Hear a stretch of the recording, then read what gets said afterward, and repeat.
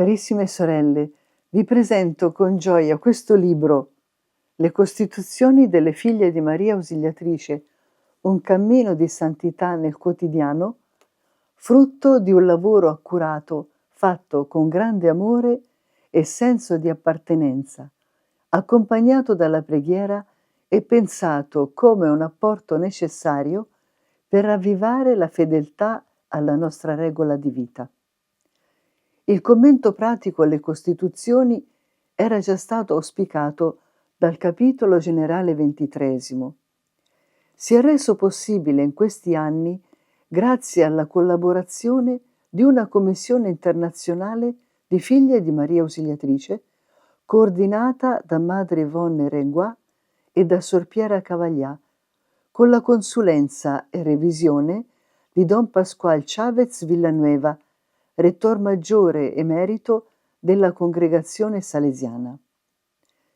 Dopo un lungo percorso di studio e di lavoro condiviso, il commento pratico è stato pubblicato in questi giorni, non a caso, proprio nel primo anno del triennio in preparazione al 150° anniversario della prima partenza missionaria delle figlie di Maria Ausiliatrice.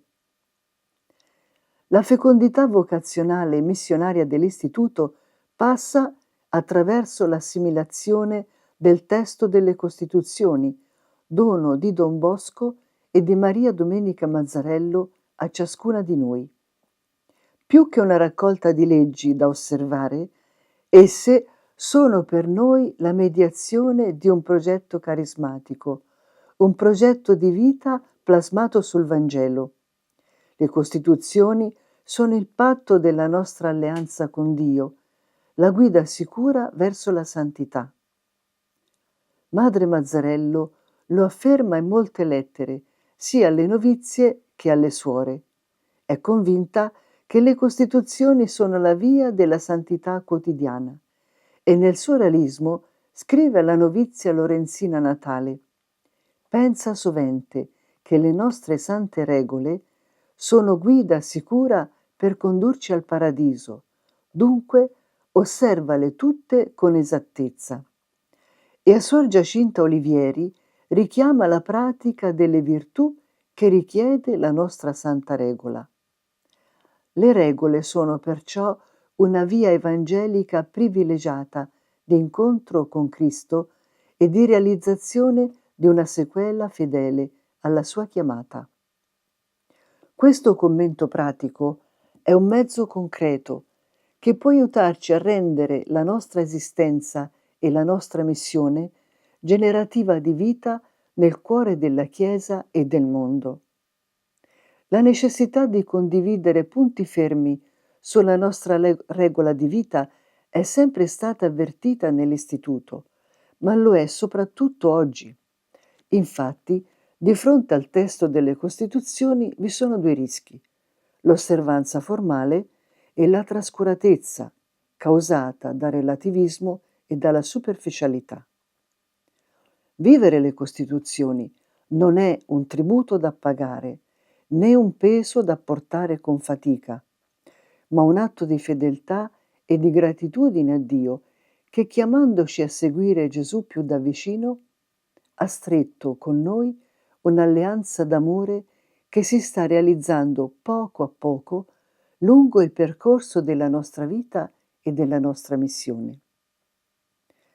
Generazioni di figlie di Maria Ausiliatrice hanno espresso la loro fedeltà quotidiana a Gesù, alla comunità e alla missione educativa, lasciandosi guidare dalla nostra regola di vita.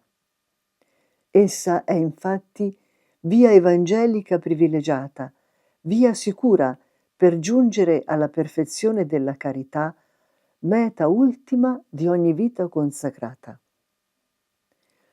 Nel testamento spirituale di Don Bosco, egli così ci interpella: se mi avete amato in passato, continuate ad amarmi in avvenire con l'esatta osservanza delle nostre regole. D'altra parte, la fedeltà alla regola è garanzia di futuro per l'Istituto, come lo stesso fondatore scrive: La nostra congregazione ha davanti un lieto avvenire preparato dalla divina provvidenza e la sua gloria sarà duratura fino a tanto che si osserveranno fedelmente le nostre regole. Vi è pure un altro aspetto che mi pare bene sottolineare.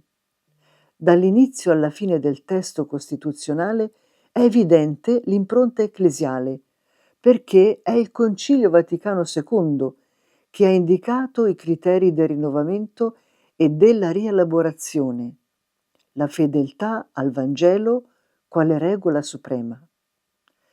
La parola di Dio illumina infatti ogni capitolo delle Costituzioni e garantisce l'unità vocazionale, cioè l'indissolubile intreccio tra consacrazione a Dio, esperienza comunitaria e vitalità della missione educativa evangelizzatrice. L'istituto è inserito nel cuore della Chiesa che cammina nella storia e quindi partecipa della sua missione cercando di dare risposta alle esigenze educative delle giovani e dei giovani dei 5 continenti. È radicato nel patrimonio spirituale ricevuto da Don Bosco, vissuto da Santa Maria Domenica Mazzarello e da generazioni di figlie di Maria Ausiliatrice che si riconoscono nello stile di vita e nella missione ispirata al carisma salesiano. La novità di questo commento si trova nel fatto che presenta non solo la globalità della nostra identità carismatica, ma ogni articolo delle Costituzioni, offrendo alcune chiavi di lettura a partire dall'esperienza delle figlie di Maria Ausiliatrice, dalle indicazioni del diritto universale della Chiesa e del diritto proprio dell'istituto. Esso, in modo accessibile e sapienziale, mette in luce le motivazioni dei nuclei portanti di ogni scelta per aiutarci a collegare i vari aspetti in una visione unitaria del nostro progetto di vita. Come potrete constatare, si mette in evidenza in ogni articolo delle Costituzioni il riferimento a regolamenti per far cogliere l'applicazione pratica. Care sorelle, vivere le Costituzioni è realizzare il sogno dei nostri fondatori che è sempre nuovo, perché si attua oggi in un contesto che essi non hanno conosciuto, con persone che non hanno mai incontrato e con le sfide che non avrebbero mai immaginato. C'è un legame indissolubile tra Costituzioni e identità carismatica.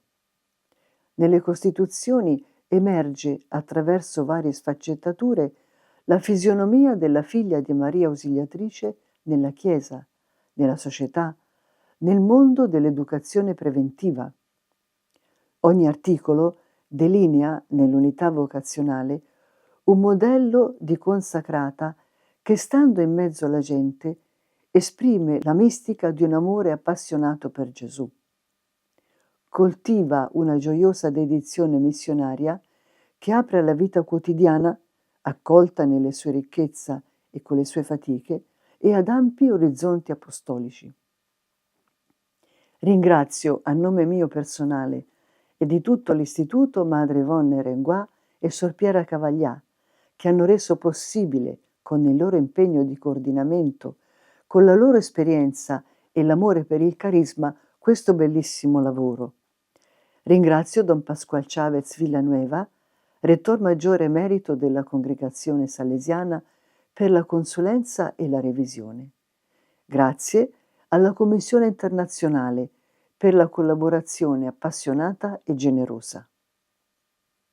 Possa la lettura sapienziale delle Costituzioni e la fedeltà sempre rinnovata alla nostra regola di vita risvegliare la freschezza delle origini, la fecondità vocazionale dell'Istituto e rendere le nostre comunità generative di vita nuova, comunità in uscita missionaria, protese ad annunciare il Vangelo della gioia alle giovani e ai giovani che ci sono affidati, coinvolgendo ogni persona a cui sta a cuore la loro autentica felicità. E prima di augurarvi buona lettura, una raccomandazione: che questo testo sia in mano di ciascuna figlia di Maria Ausiliatrice come un patrimonio personale e di istituto. Buona lettura.